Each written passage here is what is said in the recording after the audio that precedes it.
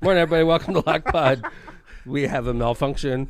Houston, we have a problem. What's going on? Morning, everybody. This is season 15, episode 8 of the Midwest's Most Dangerous Podcast. We don't know what the hell we're doing, and we're coming to you live from the NECA IBEW Powering Indiana Lake County Studios. Good morning. That was totally unprofessional how we came in. Well, I mean, like the Just producer. how we I think came it in. all falls on the producer. It but- is so weird. That's one of the very few times I can remember where the producer totally fucked up Lock Pod, like coming. Whoa, in. whoa, whoa, Like whoa. right off the bat, like Whoa. we're like in recent memory, it's like if you were an airplane, Kevin, and we took off and the freaking right wheel fell like the off. right engine. It's like, our wheel fell up, but it doesn't matter now. We still have one engine. Enjoy your All right, flight. I'm going to let him talk shit, and then I'm going to have Just my cut moment. it off. Go Let's ahead. go home. Continue. I clicked the button, and it's it out of not your- playing the song. Hey, I man. don't Get know it what out to of your say. system. That's on the producer. And now it's There it working. is. Of course it is. Everybody stop talking. What the fuck? It's all right. It's Super all right. weird. Are we Morning, on the everybody. internet? Yes. Are we even streaming? At I this hope. point? I don't Welcome. know. Morning, Jill. How's Says it we going? are. Hi. Jay Vez, thank you very much Hey, what's for up? the professional entrance into our show. Thanks. Kevin I mean, Chandler, this is good to see medium you. quality entertainment. Let's It is. remember that. I mean, it's medium. We said even the that for a producer reason. has to give us some medium quality once in a while. That's right. That's right. We got a good show. Yeah, we do. Ed DeLaney, Indiana State Representative from Indianapolis. Ed DeLaney's on the show. Ed is a smart guy. He goes viral usually a few times every session. And He's been around a while too. oh yeah, I mean- Ed has been. I believe Ed has been around longer than me. I mean, I in think you can politics. kind of call him an elder statesman. For sure. I wish he was in a different position in the party where it's more like higher up on the food chain, so that we could.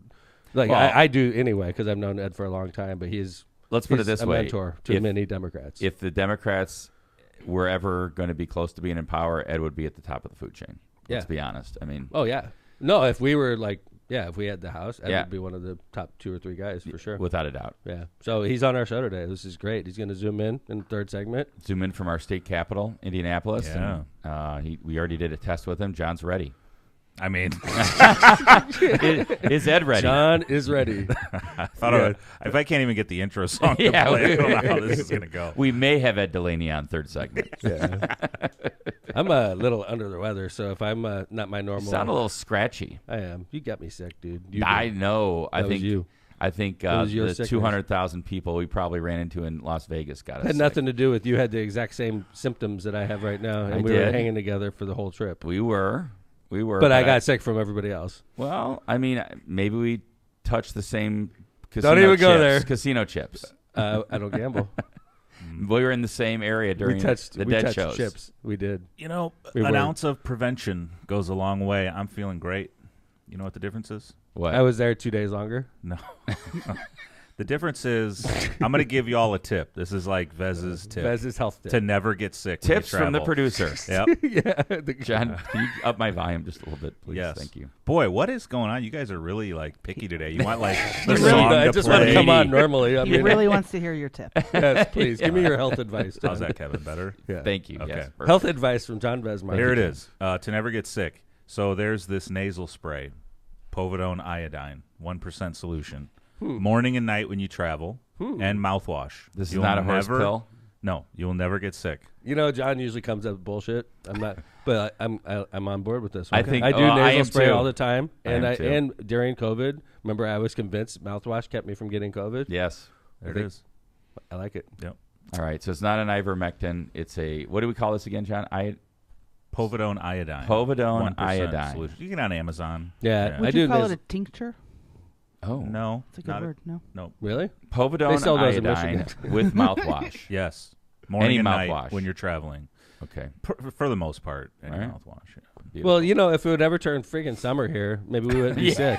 You know, it's so funny. I kind of sent to our family text chain chat a picture of the temperature this morning. Yeah. 41 here in the Was region. it when we woke up? 41. Yeah, I'm wearing a sweater. I'm Yeah. like, I'm not in full winter No, regalia. agree. Don't put the hoodies. I mean, But don't I mean, put the hoodies I'm away not yet, like, though. yeah, I'm still just like warm. Yeah. It 41 today. This is the time of year it sucks to live where we live because you would expect this time of year to be nice. Like When you it go most teases you. places. Like Yeah. last Well, week, yeah, last week was nice, 85. right. And then, And then this week, it's literally 51 degrees. rainy right and now. 45. I sucks. love this weather. Really? Oh, You know, that's it's- because you love Scotland. I know. yeah, it feels a lot like Scotland right now. It feels like it. I'm in Scotland, but wait. By the way, Kevin, These accents suck here.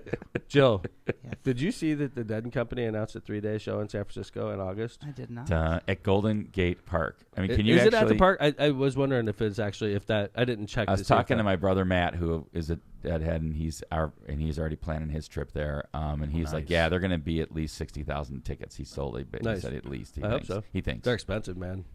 Yeah, so Golden Gate Park. I mean, obviously they traditionally have played there in the past, so I think that's They going to be played pretty free cool. show. By the way, the rumor mill was out because we heard about this show when we were in Vegas, Yep. and it was never confirmed. But the rumor at the time was it was going to be a free show in Golden Gate Park, and that would have man. been an absolute shit show. Yes. I mean, San Francisco's pretty rough anyway, and then to do a free Dead show, wow. It's going to be Thankfully, awesome. I'm glad it's not actually. I would rather pay. Great, I And, agree. like, Great yeah. setting, and it's going to be out. And by the way, they've already announced openers, which is interesting. By the way, Usually the Kevin. Dead never have openers. By Well, the I way. should say not. They said they're doing Dead sets and with Company. them. Yeah, they're doing a 45-minute set. But the interesting thing is, my theory on the Dead and Company is, Bob Weir is 77 years old. All right, he's the lead singer of the Dead Company. He's our tie to the past. They have Mickey in there also, but Bob's slowing down. It's obviously you could see it when you're going to the shows. And I was getting choked up this last show because I was like, man, this could be Yeah. one of his final performances, right? And my theory is this, and I'm on Lockpod saying it early, okay? I think when Bob ultimately does retire, that Billy Strings is going to take over because Billy Strings is a huge Deadhead. He's loved by Deadheads. So that's been my theory for a couple of years now. So on Friday night, when they announced the 3-day show for Dead and Company, the first opener, Billy Strings. Yeah. And I'm like, and I love Billy Strings. He's like probably my second favorite artist behind Dead. Well, He bumped Taylor Swift out. What? Taylor Swift and Billy Strings are solid in my playlist. Don't get me wrong.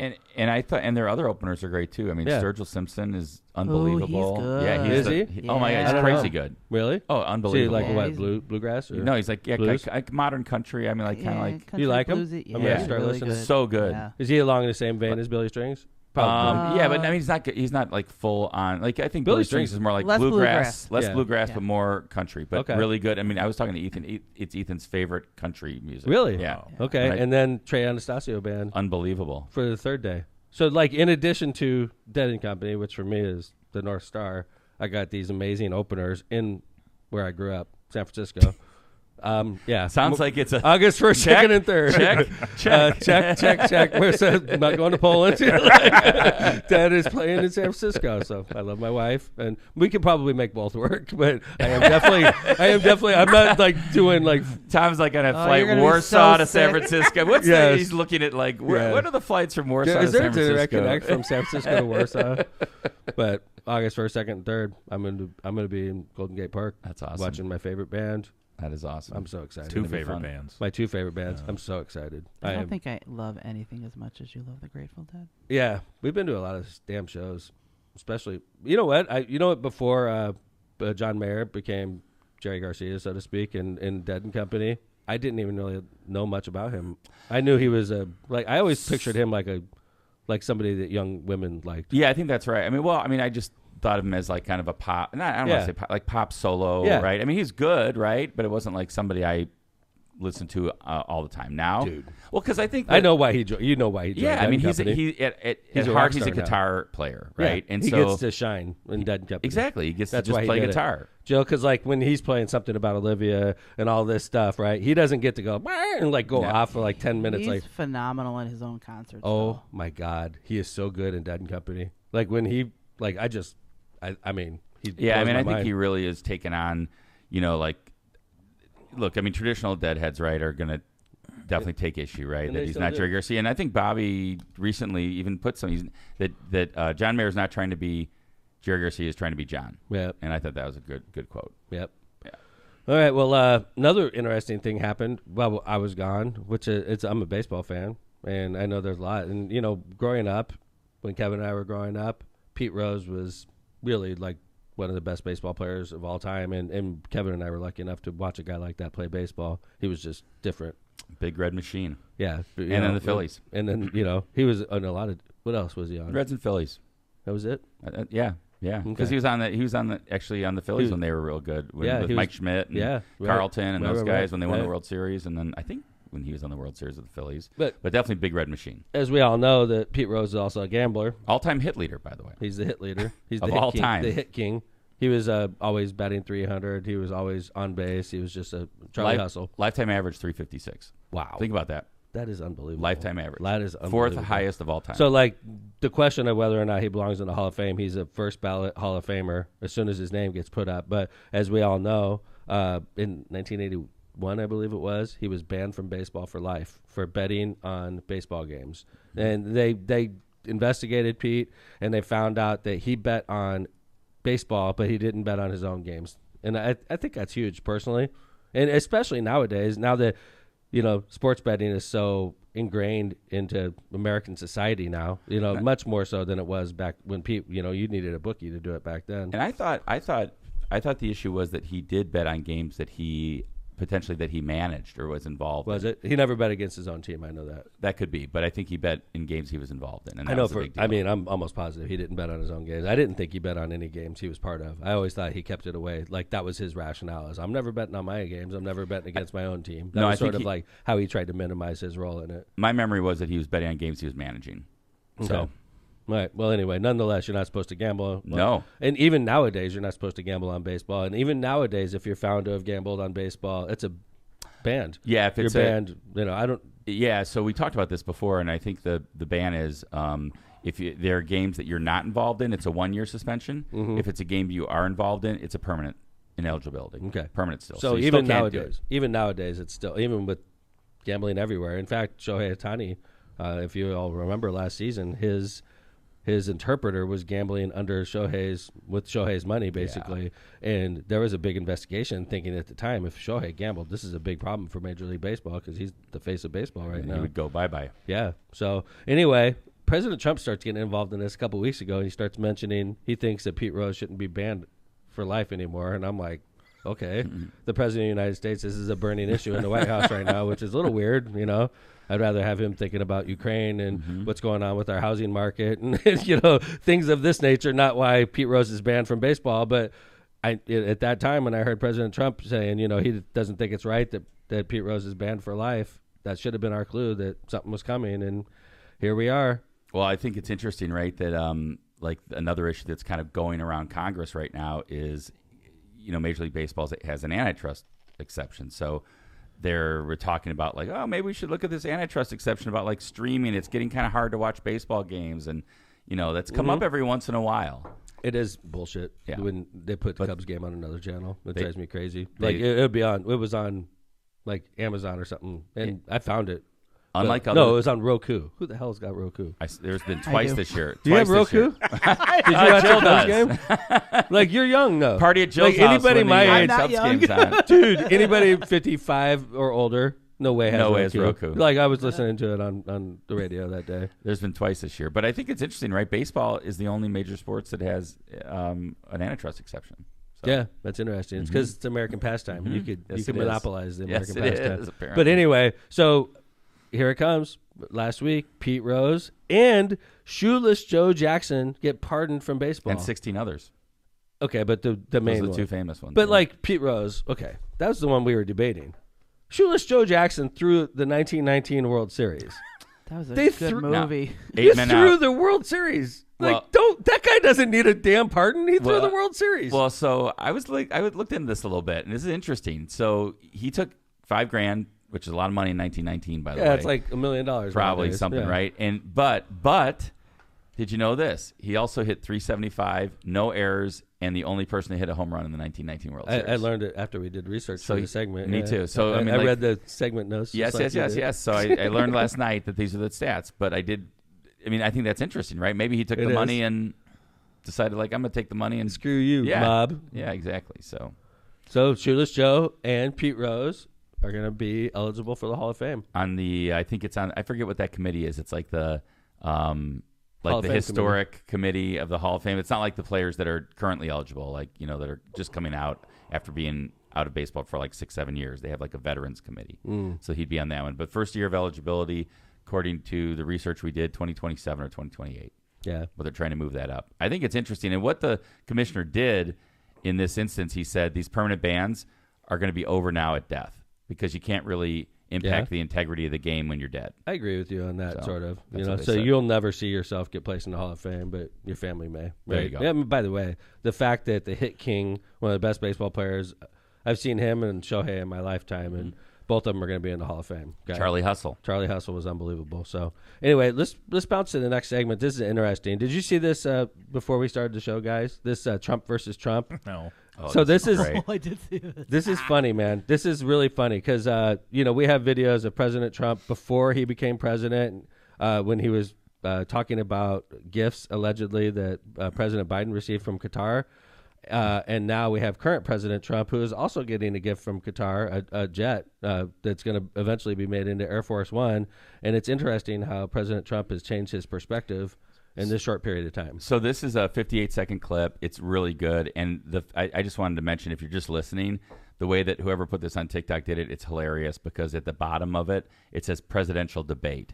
And it's a picture of Trump on the left and Trump on the right. So here it is. It's great. Saudi Arabia giving $25 million, Qatar, all of these countries. These are people that kill women and treat women horribly, and yet you take their money. Not a gift to me, it's a gift to the Department of Defense, and you should know better. Why don't you give back the money that you've taken from certain countries that treat certain groups of people so horribly? You should be embarrassed asking that question. They're giving us a free jet. I could say, no, don't give us. I want to pay you $1 billion or $400 million or whatever it is. Or I could say, thank you very much. Why don't you give back the money? I think it would be a great gesture. I thought it was a beautiful gesture. Now, there are those that say we shouldn't be accepting gifts to the Defense Department. And I would say only a stupid person would say that. It should have never happened. And I think you owe an explanation to the American people. We're giving to everybody else. Why wouldn't I accept the gift? If I ever said that, that's quid pro quo. Wow. That's funny, huh? Yeah. I mean, it just goes to show you when everything's on audio and video. Look at his face. Like, he used a lot more orange shade back in the day than he does now. He looks a lot younger. He's lightened up on the Cheeto blush. Yeah, looks a lot younger. His hair looks a little different, lighter. Yeah, he's definitely aged. I think Presidency does that.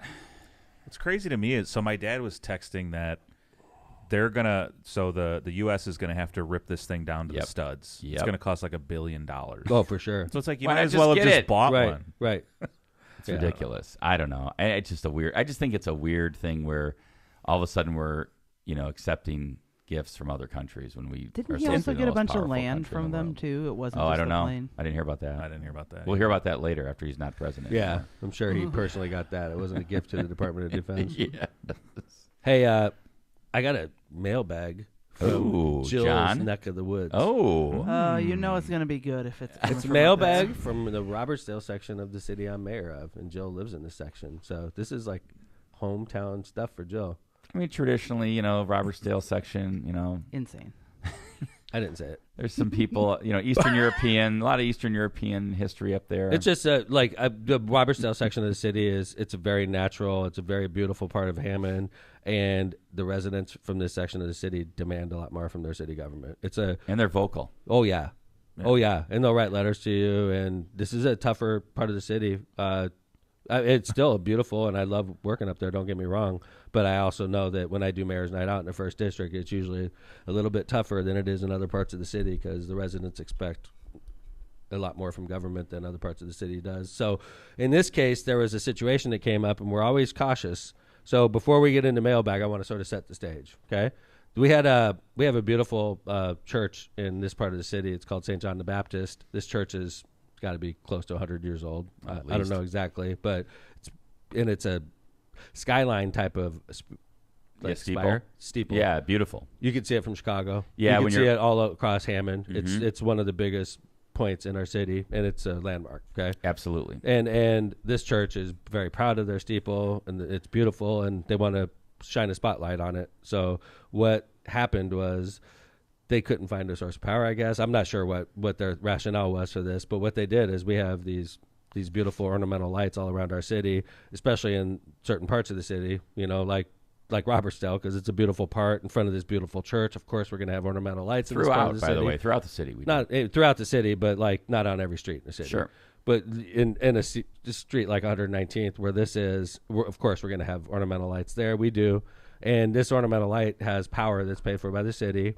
And apparently somebody in the school or in the church decided we could tap into the city's electricity, sort of put a spotlight into their light pole and shine it on our steeple. Yeah, like kind of like okay, pirated. Yeah, like we're going to remove the city globe that sits on the light pole, and we're going to put in this kind of spotlight. like our own spotlight. Yeah, we're going to tap into the city's electricity. We're going to we have 2 globes on each ornamental light. Yep. So they took one of our globes off, without permission, by the way. They apparently cut power in there so they can get into it. So they cut power to one of our lights. They steal one of our globes, okay? And they pirate their spotlight onto here, right? And they shine it onto the steeple. Beautiful, by the way. And I don't know how long it was in this position for, but like one day, somebody's like, "Did you guys do this?" And we're like, "No." Like, I don't know who the hell did that, but it's shining right on St. John the Baptist steeple, so I have a pretty good idea. It's probably the church, right? I mean, unless some roving gang of thugs is going around shining spotlight on like, church this steeples. This is going to look great. Right? So in this case, we said, let's approach the church and find out what happened. And we find out they made a command decision locally to steal one of our globes, pirate into our electricity. Can't be true. And it is true. And shine a spotlight onto the steeple. But I think I thought I heard that the priest was kind of like unbeknownst. This Okay. did not Okay. I'm right. not trying to. That doesn't surprise me. I'm not trying to slander anybody. I'm not. I'm just telling a story here. Right, okay? sure. So we're approached in the city. Like, Mayor, did you authorize this? We're like, no. Do you have a problem with this? We're like, absolutely. Not because I don't love St. John the Baptist steeple. It's beautiful. Right. We're very proud of it, right? But I have a lot of churches in our city. And if all churches take the same attitude, like I could pirate into the city's light, steal their globe, do whatever the hell I want. I could put like a little Christmas tree up. I could do whatever I want with the city light, right? Mm-hmm. We're going to start having rolling blackouts and stuff. Yeah. It's like we're going to have thousands of little individual displays across our city with no permission. Around Christmas time, I put a big natural wreath, like a 60-inch wreath up on my house. Yeah, tap I into never, the and city. I have a spotlight that I put. It's like a halogen I put down on the ground. I'm going to tap into the Why light. not? I'm going Why to take not? the globe off in front of my house. You're a sucker if you pay for that What yourself. am I doing? Like, why would I pay for this electricity? I could be shining this wreath for years. Okay. On city juice. I think the best part that you're missing about this is they have uplighting in the steeple already. Yes. So they needed additional uplighting, I apparently. guess. So anyway, It's Like a already power lit up. surge of this is one of those things where it comes across my desk, and they're like, "What are we going to do about this, Mayor?" I'm like, "You're going to get our damn globe back, and you're going to take the spotlight down. We can't allow them to do this, even though it's a church, Sure. even though it's a Catholic church, even though I'm Catholic, even though it's been there 100 years. We can't let people do this." So this is one of those you're just like, "This is no big deal. Right. Just go out there and fix this. Replace it. Right." So then a day or two later, after this passes through my desk, we spend literally 10 seconds on this issue. It's a freaking no-brainer. Yeah, get our shit back. Right, the church feels reverse bad. everything. They get it Yeah. done. They like. Are we going to find them? No, we're not going Right. to find them. Just reverse everything, right? Correct. Like, get our globe back up there, pull their spotlight down, tell them to figure it out for themselves Yeah, with their power, we right? want it spotlit, but on their Right. on their Well, dime. on their dime, not on our pull, right? So I get called from a reporter on this. I'm like, No what? way. I swear. And the reporter's like, "Hey, tell me about this spotlight issue in Robertsdale." And I'm like, "This is a story? Seriously?" So I'm like, and I answer, I'm like, "I'm surprised you guys are even doing this story. It's not even a big deal." So I like tell the guy, like, "Listen, this is no big deal. We have a lot of churches. All these churches start doing this to us. We're going to be battling these demons across the city. So like, we just told you." So, Wait, were you top of the fold or bottom of the fold on this one? I don't remember where it was. I think it was Wait, on it page was in the 2 or paper? 3. Yes, it was in the newspaper. No God. way. Okay, Hammond pulls plug on plan to shine spotlight on church bell tower. The city of Hammond pulled the plug on spotlights illuminating one of the region's tallest church bell The towers. title makes it sound like you're the bad guy. A parishioner wanted to illuminate the St. John the Baptist bell tower at 1849 Lincoln Avenue, which has a Whiting address but is actually located in Hammond's Robertsdale neighborhood. The 200-foot tall bell tower looms large over the lakefront neighborhood and can be seen for miles around, even in Chicago from across Wolf Lake. It's been a local landmark since it was built in 1931. Oh, wow. A local businessman who's a parishioner at the church set up spotlights to light up the St. John the Baptist landmark bell tower at night. The only problem was the spotlights were placed on city street lights without permission, siphoning away municipal light and power, Hammond Mayor Thomas McDermott Wow. Jr. said. Globes were removed from the street lamps meant to illuminate the street and the sidewalk. Okay, so we get, it's basically repeats everything I just told you. That's right. So I'm like, I can't believe this turned into a story, but whatever. Because the big thing in that was So McDermott says, you can't just do that. That's public property, he said. That's not a precedent we want to set. Hammond does not plan to fine or otherwise punish anyone for the unauthorized use of the spotlight, McDermott said. We're going to let it go, he said. I don't think it's going to happen again, right? Okay, so like... This is my favorite quote of you. Mm-hmm. I've never heard of anyone trying anything like this before. But it's not something you can just do that's a public street light. I think you should go after him. So anyway, I'm like, I can't believe this is a story, right? So I answer and I'm just like, just make this go away. This is stupid, right? It's a 10 second it crossed my desk, right? Tom's in the back of the church this weekend at Mass, and when the collection baskets come back, he just takes them. We're even. Yeah. So anyway, how are they supposed to call Batman without that spotlight? Yes. So anyway, accumulation of this, I walk into City Hall, and sure enough, I got a letter that's pissed off at me from a constituent. So I was like, this is going to be an excellent Lockpod mailbag. Mailbag. Now that was on cue. Perfect. Man, John. Thanks. All right. Hi, Mayor. I'm a member of the St. John the Baptist Church, and it is my understanding that the spotlight, which features our steeple, has been canceled and taken down. How very unfortunate. 3 exclamation points. Canceled. I'm at our Rosary Society meeting Oh, boy. presently, and the membership of 100-plus women are outraged. Please reply to this email. Thanks. And I'm not going to say her name. This Okay? is so Robertsdale. By the way, 312 area code, which is hilarious to me. Shit. Yeah. 312 area code means you don't live in my city. That's what it tells me. You when can you live here. You just might have Dude, you might have used to have lived somewhere If you're going to else. contact the mayor and you leave a 312 area code, you're messing up from the get. You're messing up from the get because I'm looking for 219 area codes. Yeah. I'm telling you. You're going to make a complaint with a 312 area code? I hate to say it. Those don't always get responded to because I'm like, you don't even have a local phone number, a local ad. Get local before you start bitching at the mayor. You got to get yourself local. Somebody from the St. John the Baptist Rosary Society should have a home phone only. A home phone. Not even true. a cell phone. And I noticed she spelled canceled like the European, like the English way. Do you notice there's 2 different names on that letter, Yes, John? it's like mom and daughter. Oh, yeah. Oh, no. Yes. And she spelled features wrong. Okay. But, So anyway, we're just counting. making this I apart. feel bad. I know. Okay. So anyway, Got the Rosary Society. obviously the Rosary Society is mad at me, and I just All want to say 20 of this: them. we cannot establish this precedence where people just do whatever they want to city-owned structures. If I made the St. John the Baptist exception, I'm going to get approached from a church in another part of the city that has an even better idea. How about this? The Baptist Church. They have 7,000 members, lots of spotlights right in front of there. Very nice steeple. Yeah. What if they want to go through there and take every city-owned structure and like do a little, design Spotlight. It's just. It's I've not been out of the possible. game for a minute, but I do believe number 7 in the commandments is thou shalt not steal. Very Thou true. shalt not steal. And it City, is city juice. Just, City electricity. just anything in general. not just City Juice, City Light. They took our globe. Also, they what- removed it and put it in their storage unit. Do we That know was did we so find much- it? Do we get it back? Yes, they gave it back. We They did. gave it Okay. back. So they Okay. actually stored it. They took it. So not only were they taking our electricity, they took our light and they stole it. Maybe that shows an intent that they would give it back at some point. They just didn't know how long they wanted the spotlight up. But We've got the globe. So what did I do wrong? Nothing. Why do I deserve this? Why do I Mayor deserve- Tom's war on religion. I know. Yeah, It's like Mayor I Tom did the takes right on thing. the Rosary Society. And by the way, we weren't seeking retribution. We weren't like, oh, I'm going to teach you a lesson, church. We were like, hey, listen, this is wrong. Let's just return it back to normal. Let's That's call it all we a were trying to day. do. And then I get this. I get oh, we're going to vote against you. 100 plus Catholic Not women. A window if there's into the world 100 of Mayor plus, they're Tom. counting they're dead. What's that? I said if there's 100 plus, they're counting they're dead. There's Oh, yeah. no It's way. 100 plus over the years. No. But You're not a my, member. My grandma's still on the list. Has She's been been dead. canceled. That's my Yes. favorite part. Me too. yeah, that sucks, man. That's Which when is very that's- unfortunate. I like to show when I come on the show. I like to show what it's like to be the mayor.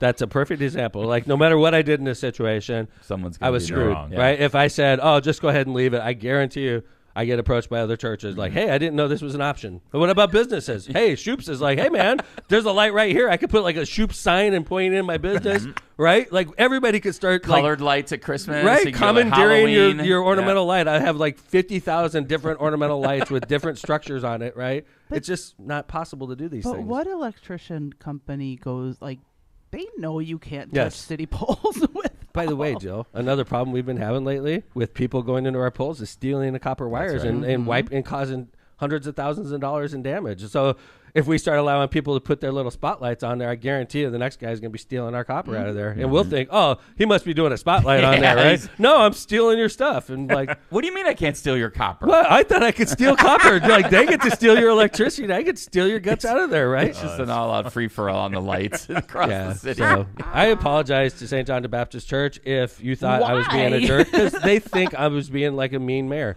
They're and I'm stupid not. then. Come on. Like, it's not right. It's not right that I'm getting treated poorly and I'm getting nasty letters from people in the, in the parish, yeah. I just don't get it. Like, what did I do wrong here? I would think this is one of those, like, where 95% plus of the parish, including probably the pastor and everybody else involved, is probably like, the mayor's right. I thought I handled it perfectly.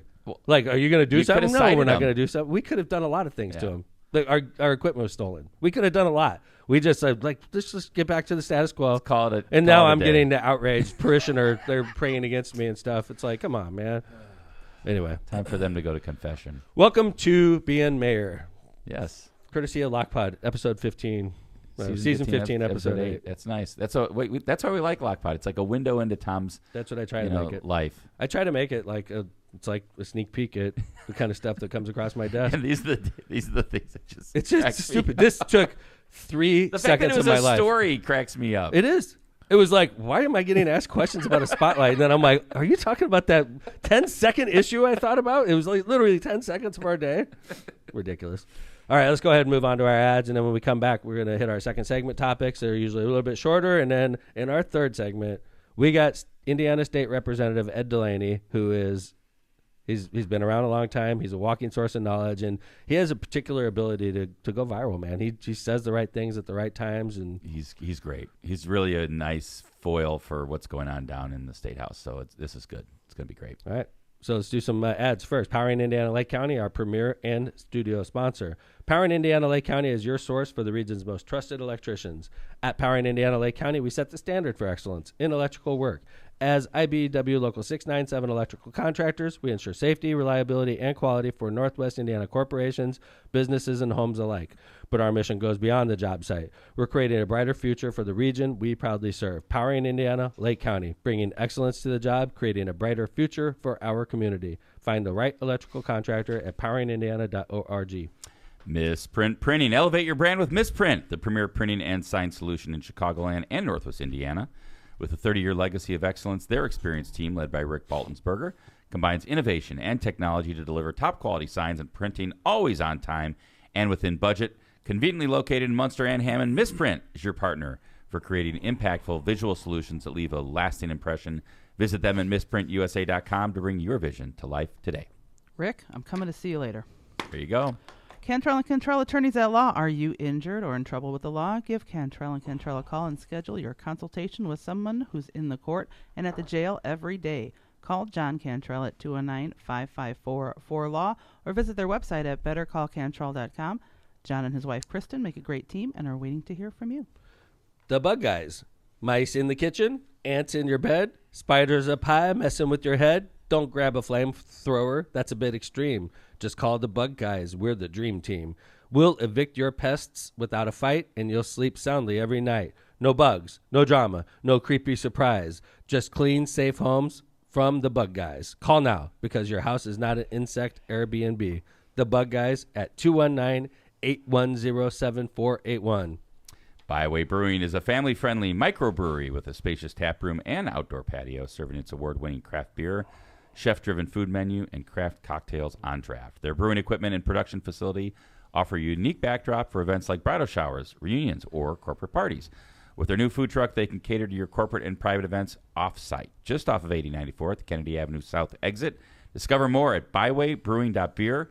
I'm planning on some dinner there tonight. So, nice. Thanks to our sponsors, including our studio sponsor, Powering Indiana Lake County.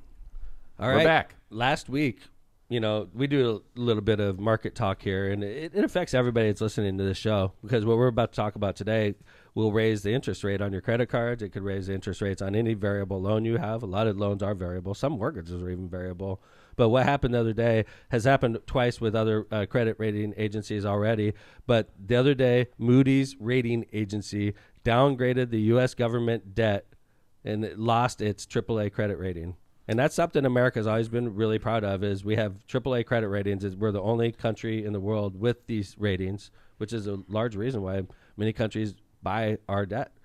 And in this case, because we lost that, what it's going to do is it's going to result in higher interest rates from the people that buy our debt, because it's a little bit more unreliable than it was before. And the reason Moody's downgraded our debt, they cited large fiscal deficits and rising interest costs. And that goes back to what we've been talking about during this season, is I believe it's $7 trillion of debt that the U.S. has to refinance this year. And at these higher interest rates, when they refinance this debt this summer, by the way, we're going to be paying more in interest than we've ever paid before. Meaning the country. The country. It's a serious problem. We're paying almost as much in interest as we are paying for the military. Yeah, I mean, if you think about it, right, and I think what you're alluding to is, and we talked about this, I think maybe last season, is that you've, just like, let's say your house, right, and you want to refinance it. Well, some debt's coming due that was done maybe, 25 years ago, or maybe less, when interest rates were lower. And now they have to refinance it at these higher rates. Yeah. So I think that's part of the issue, right? And that's why you're supposed to, the AAA credit rating, Kevin, is supposed to be with no risk at all. Mm-hmm. So if you buy that U.S. government bond, there is zero risk in that. It's a risk-free asset. You're going to get your money plus interest. Plus interest. And it's guaranteed by the full faith and credit of the United States government, okay? So now what they're saying is we're not as reliable as we used to be because of our large fiscal deficits, and not just that, just the fact that we play brinksmanship games, like shutting down the government, acting like we're not going to pay off our bonds. Mm-hmm. This is the kind of stuff that is going to ruin our reputation. And you can see why, because it doesn't make the U.S. credit as reliable, because there's risk. All of a sudden, it's like it's uncertainty. They're buying it because it's supposed to be risk-free. And the market doesn't like uncertainty. You got Donald Trump and Congress, and you got, I'm going to even include the last administration playing these brinksmanship games. Yeah. They threatened it last time. They're like, we're not going to be able to pay we're going to default on our loans, right? Yep. That is the worst thing you could do. And because of that, now we lost our last AAA credit rating, and everything's going to get a little bit more expensive. And the reason, and so can you explain that a little bit, Tom? Because if you're a AAA credit rating, are you saying that like your interest rates went up immediately as soon as that happened? I watched the interest rates closely. I sent Kevin a copy of it the other day. The 30-year mortgage went over, or 30-year T-bill. It's a 30-year mortgage basically, went over 5%. The 10-year went over 4.5%. These are big numbers, and that's the basic 10-year loan. So you'll never get 4.5% on a 10-year loan, but the government can't even get it anymore. And 4.5% is a big number for the government to pay on $35 trillion in debt. $35 trillion. And by the way, another reason that they downgraded our debt the other day is what they're talking about right now in Congress is the big beautiful bill. That's a huge tax cut for the wealthy. Big piece of shit. It's a tax cut that's going to add more trillions to our debt. Yeah. And so like these guys are like, you're not even addressing the fiscal deficit. You're not even trying to pay back the $35 trillion in debt. In fact, what you're doing is giving the richest people in your country a tax break and adding more trillions to your debt. So why do we deserve the best credit rating in the world? We're not doing anything to fix our problem. Totally agree with you. And I think if you listen to some conservative House members and conservative Senate folks in the Senate, they're saying like this really doesn't do what we thought the president was going to do, which is reduce our deficit. It really adds $10 trillion. It just adds. It gives rich people a break. This is the GOP. I know. Yeah, I know. The GOP. They're adding adding a lot of debt to our already enormous debt. And they're going to throw things in there to make people think like, oh, it's great because I don't have to pay tax on my tips or overtime. Yeah, and so like on cash tips. Right, on cash, right, cash exactly. tips. Cash tips only. They didn't specify that during the campaign, They did did not. They No, said, I didn't. I missed no that. tax on tips. I remember it very clearly. No tax on tips. No tax on tips. Mm-hmm. Now it's no tax on cash tips. Oh. Because everybody's paying in cash now. Of course. If I get a $500 in cash tips, of course, they're reporting $500 to the IRS every single night. Always have been. Right? And by the way, how often do you go to a restaurant? I go to restaurants often. Marissa and I do. I can't tell you the last time I paid cash in a restaurant. Right. It's been years. Yeah. I put it on a credit card every single time. And in a that's restaurant. how I would say 90+% of folks that are getting tips are getting them based on credit cards. Yes. So like they didn't get that relief they were promised because you get it on your cash tips if you're reporting them. Because you were reporting them so often all the time. If you're reporting, if you're not reporting them, you already gave yourself that gift. So I hadn't been on X in a couple weeks because it was just all my For You page was just your daily MAGA influencer talking point, blah, blah, blah. I went on the other day for the first time in a couple weeks. The base has turned completely against what the GOP is doing right now. Really? It's incredible to see. I mean, I think they feel like they got duped, but they did. Yes, they do feel that way. And I think Elon actually has something to do with it too, what's showing up in our algorithms now, because there's been a falling out for sure Without a with him doubt. and Trump. So. Without a doubt. I mean, he said he's just going to go back to, his ruined company. No more political spending. I love the But fact that Trump Tesla is hasn't- ruined. yeah. I love it. There was a falling out. And by the way, did we said it, everybody knew it. It wasn't going to last long. No. No, So. but like the fact there's articles in the paper today about the Cybertruck, and that if you bought the Cybertruck, it depreciated like 35% in the first year you had it, and for a long time Tesla wasn't even accepting Cybertruck trade-ins, so you couldn't even trade it back into it. And they're like, we don't want it. We don't know what to do with the ones we have. Right. Wow. So suddenly they started accepting trade-ins for Tesla Cybertrucks, but it's steep cost reductions. Terrible. Like you got snowed if you bought a Cybertruck.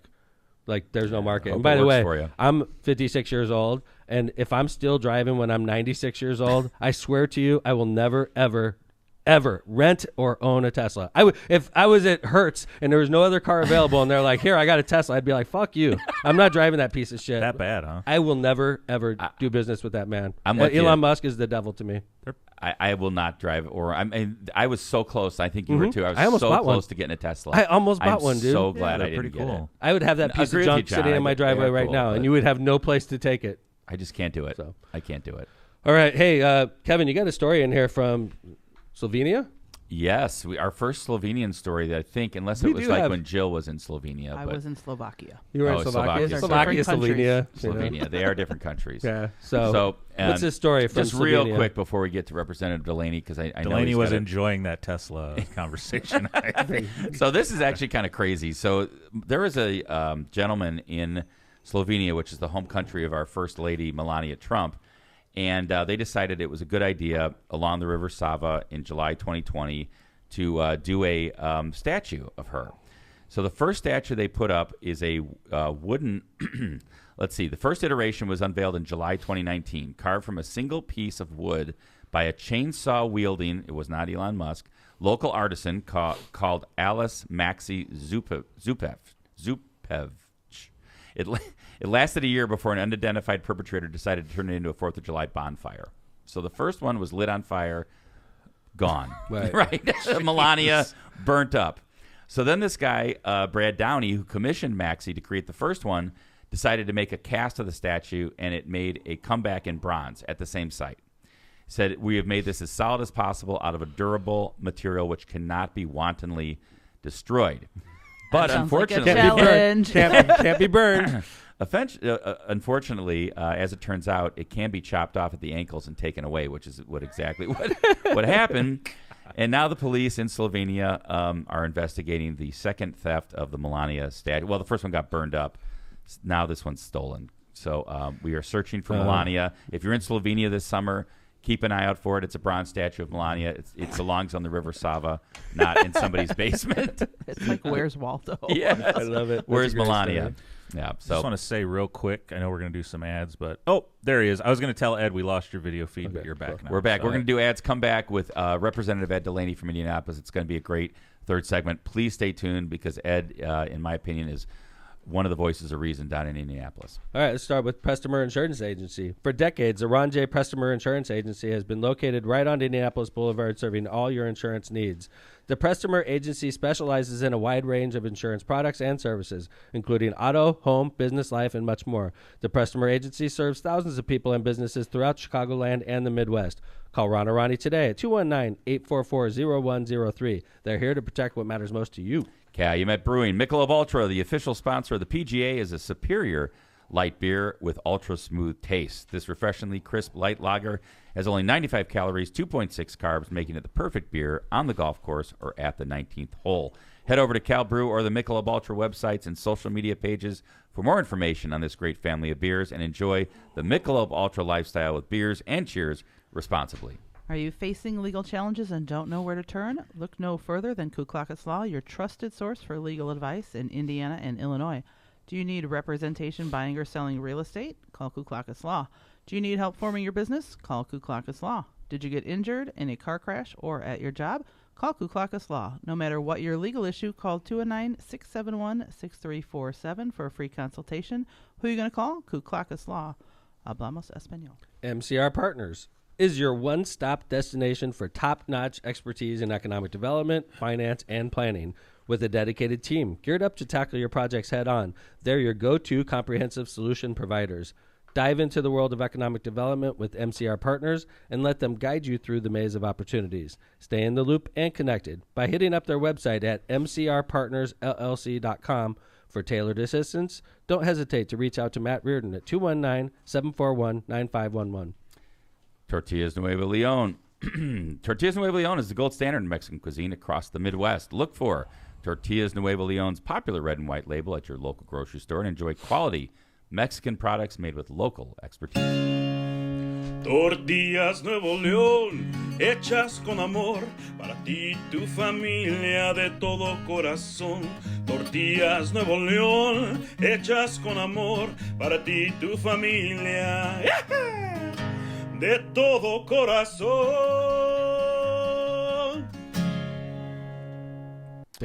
Thanks to our sponsors, including our studio sponsor, Power in Indiana Lake County. Welcome back. All right, LockPod listeners, we got a special guest joining us today, somebody who's been a steady, passionate voice for common sense leadership and progressive values at the Indiana State House. Representative Ed DeLaney has served Indianapolis and the people of House District 86 with distinction since 2009.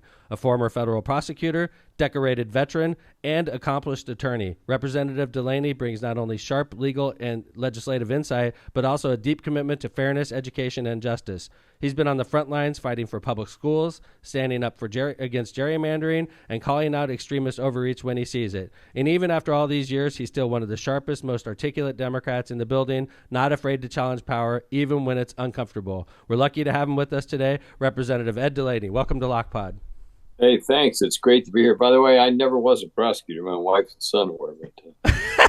I'm not even gonna say. I'm taking it up with ChatGPT right away. I worked for money. I worked for money on this. Hey, that's cool. I appreciate that. So I didn't know you were a prosecutor. You were a service member, though, right? Oh yeah, I was in the Navy. Yes. How many years? I was in the Navy about 2.5 years. I No studied kidding. Russian language. That was my job. Enjoyed it very much. Where were you stationed, Ed? I was stationed in Monterey, California. That's Wow. What a and then deal. Washington, D.C. Wow. Monterey is so gorgeous, Not isn't bad. it? Yeah. Well, good morning, Representative. It's great to have you.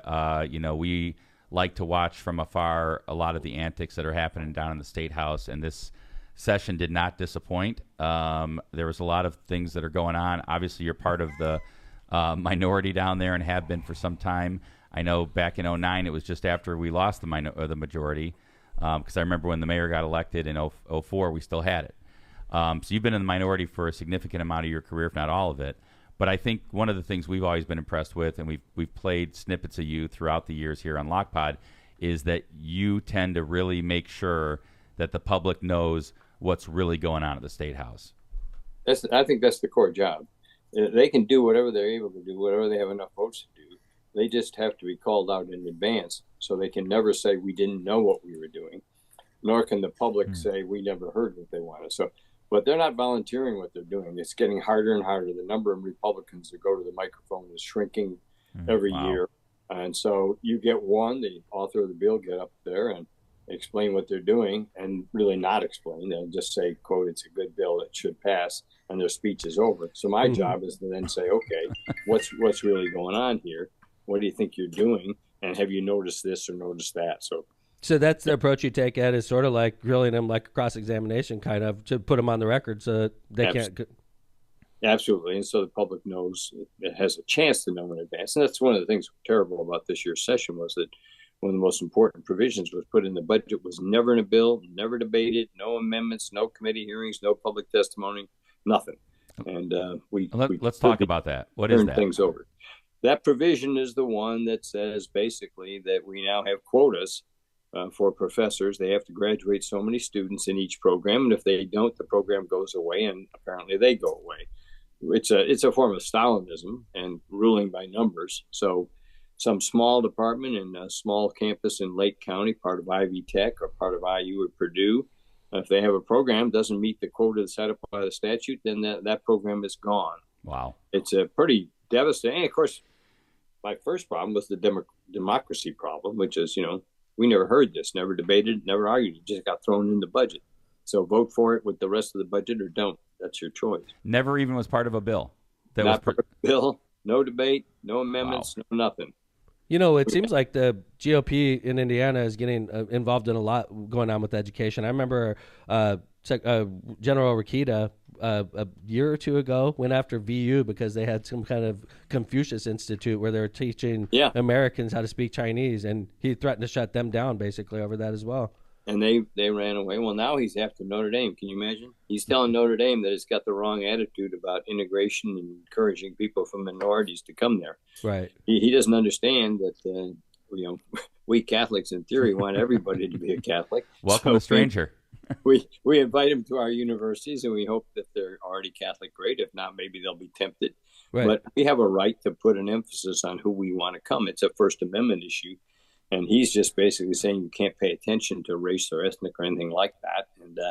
And who the heck he thinks he is beyond me. But when I went to Notre Dame, Ed, it was very, very non-diverse. It was very, very non-diverse. So any attempt Notre Dame's doing to try to change that, I think, is well-warranted, personally. Yeah, I think that's a great decision on the part of Notre Dame, consistent with their mission. But who Rokita is to march in there and tell them what they need to do is absolutely beyond me. He sends this long letter with all these demands. I think the educational system in this state and this country is in trouble, which is kind of remarkable. I look at the state. If you were telling me from outside what are Indiana's two greatest assets, I would say first would be our highway system, and the second would be our universities. We have a very large number of public and private universities compared to our population, and we bring in all kinds of money from foreign students, out-of-state students, and so forth. I mean, the comparison would be if we decided to start tearing up part of I-69 or I-65. That's what we're doing. We're tearing up. We're taking a chisel to our educational institution. For sure. One of the things that came up this session, Representative, was the IU trustee debate, and I know you have an opinion on that. Why don't you talk about that a little bit? Well, that's a very difficult thing. It's interesting. IU had, I think, 3 or 4 of the members of the Board of Trustees were elected by the alumni. And that was a source of pride to the people at the university. And they voted, they campaigned. Sometimes we got squeezed by people who are our friends, who wanted us to support them. I don't know. It was a very interesting form of politics. The governor had most of the seats appointed. Well, that's gone. Now the governor can appoint every single person, and then he can fire the people already elected as trustees, elected by the alumni. All the other universities, by the way, have some form of alumni trustee. There's different methods to get them there. IU will be the only one that doesn't have to have any alumni trustee. And that was also not inserted into a bill. That was never debated either, right, Representative? That came in not in the budget. I think that came in earlier, as I recall. But it got thrown into SB1 at the end. That's right. Yeah. So all that happens a lot, throwing things together, but it's gotten a little bit out of control. They'll put things that aren't related at all into the same bill and run something through. But I think this attack on education is absolutely central to what we're doing here. And it goes down to the K through 12 education. There's a real commitment on the part of ideologues to support charter schools, which can be fine, but to support them to the disadvantage of the traditional schools. Mm-hmm. So we have to grab the wallet out of the back pocket of the school superintendent and take it over here, rather than trying to build things, collaboratively or together. Level playing field, right? Yeah, it's a very dangerous moment. Education is undervalued and under attack, and they don't think about the economic consequences of it.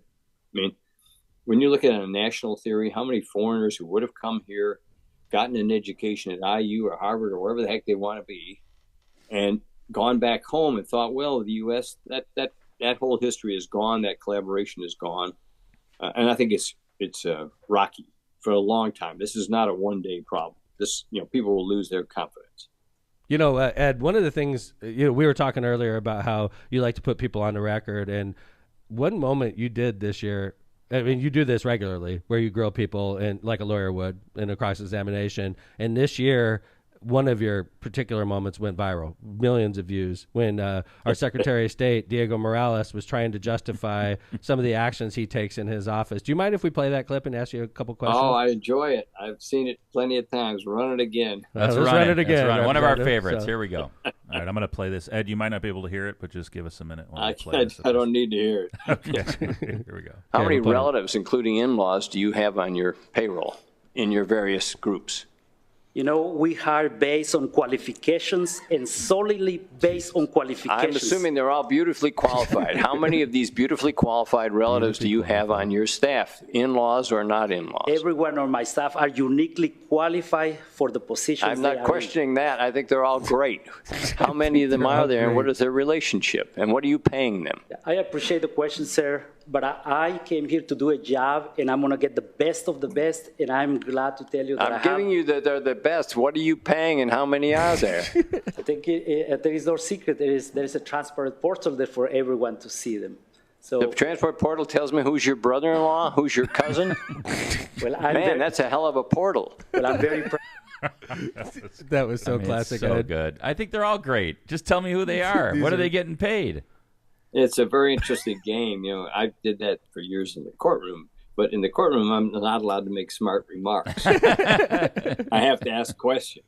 It's a little unfair in the legislature. I can say what I want to in addition to the question. I can comment on the answer. It's quite different. But he was terrible. He did a disservice to himself. He did a disservice to the state. And, you know, why didn't he fess up? He's got a brother-in-law working in a pretty high-paid job, and, you know, he's giving out bonuses without any criteria, and it goes on and on. He takes these massive campaign. Oh, it looks like we lost Ed's feed, but he'll be back. No. Yeah. And I think one of the, until Ed comes back, I'm sure he will, but is, you know, the thing about our Secretary of State, Diego Morales, is the amazing thing is even after that grilling, here he is. But You're back, Ed. We got you back, Ed. We lost you for a second. Okay. So. Anyway, you know, he knows, you can tell, he knows what he's doing is at least questionable. And so he thinks he can run away from it. Well, I'm not going to let him run away from it. It's a perfect example of their brazenness, almost. Yes. Like because his budget got passed, right? It's not the Hoosier way. That's the thing. Hoosiers expect Well, he didn't get more money. Yes. He didn't get the extra money he wanted. So, isn't that the perfect example? Small victory. It's like you put him on the spot and you showed the entire state and the entire country this I'm looking for the word, I can't find it. It's just hypocrisy. Hypocrisy, brazen. I mean, it's just like they think they can walk in and it's just gonna be like, oh, of course my budget's gonna be approved. No one's gonna say anything. You got it. Great work. That's all we can. That's the problem is that's one of the few things we can do in the minority. You know, we can come up with some amendments that force thought or that might actually improve a bill. One of the great debates we often have is, do we want to improve a bad bill? Mm-hmm. Well, that's a tough equation, but if we can take something out of a bill that's harmful to the public, we ought to do that. Hey, how about this? Speaking of, I think that the GOP in Indiana is on the verge of making a huge mistake that'll be detrimental to their party for years to come, and I'm encouraging them to go forward, to be honest with you, because I want to be relevant again as a party. But I'm talking about tolling, Ed, and the fact that we're walking down a path, the governor's walking us down a path where Hoosiers, in order to travel across the state, are going to have to put a transponder in their car, and if they get up to go to McDonald's in the morning and pick up a cup of coffee, they're going to have to pay a toll to get to McDonald's and get home. We're getting closer to that than we've ever been before, right, Representative? Well, I think it's a problem. It was put in a bill that had some really attractive stuff for the rest of the state, for Indianapolis in particular. We finally got a little break on support for our road construction, which is a crisis here. But yeah, it's there. It's in the bill, and I think the bill was hardly off the printing presses when the governor started the process to raise the tolls. He's been very vague on purpose, I think, about which tolls, what amount, where. I mean, one of the core problems is that some of the roads, in particular 65, but even more 70 down here, are basically truck highways. Mm-hmm. Yep. And we don't have a method to tax them. It's very complicated how you can tax trucks as opposed to cars and the rates and so forth. The theory, the belief down here is that no truck ever buys gas in Indiana. This is not true, but that's the belief. They fill up in Ohio, run across Indiana, refill in Illinois.